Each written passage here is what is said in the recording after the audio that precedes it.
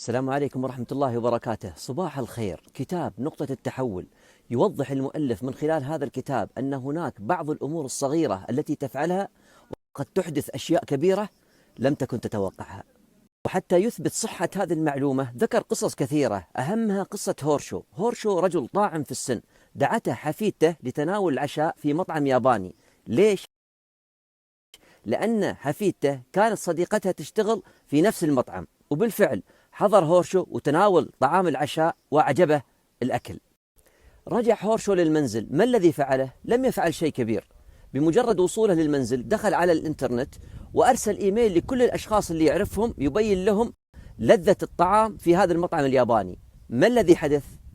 اللي حدث أن في اليوم التالي امتلأ المطعم بصورة جنونية، بحيث أن طاقم العمل ما استطاع أن يلبي احتياجات الزباين.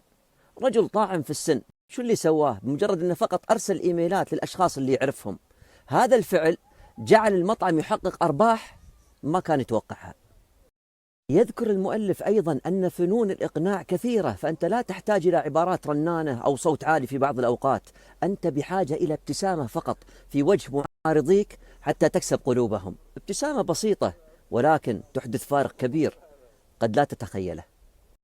يذكر المؤلف أيضا أنه في أواخر الستينات كان هناك برنامج اسمه شارع سمسم، اللي نحن نسميه افتح يا سمسم.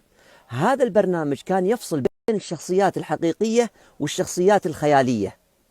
ليش يفصلون كانوا بينهم؟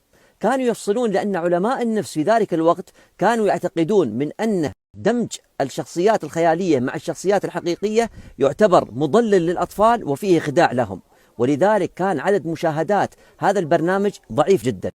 ما الذي حدث؟ اللي حدث أنهم سووا شغلة بسيطة جدا، دمجوا الشخصيات الحقيقية مع الشخصيات الخيالية، ارتفع عدد المشاهدات بصورة جنونية حتى أصبح البرنامج عالمي وانتقل عندنا إلى الوطن العربي. ثم ذكر المؤلف نقطة جدا مهمة، يقول إذا استطعت أن تلفت انتباه الأولاد عندها فقط تستطيع أن تعلمهم. والله أتذكر يوم كان عمري 10 سنوات كنت أستمع لوالدي وهو يقرأ القرآن ويبكي. لا تتصورون مدى تأثري بذلك الموقف. كان عمري 10 سنوات، ما كنت أعي شيء وما كنت أعرف لماذا كان والدي يبكي. ولكن نصيحة، إذا أردت أن تؤثر على أبنائك فاستخدم لغة البصر، اجعلهم يروك وأنت تقرأ القرآن، اجعلهم يروك وأنت تتصدق. حاول أن تصنع الأمور أمامهم، أمور بسيطة جدا ولكن تأثيرها يظل راسخ في أبنائك وأنت لا تشعر. في النهاية فائدة الكتاب أنه يجعلك تفكر بالأشياء الصغيرة التي قد تحدث تغييرات كبيرة في حياتك للأفضل.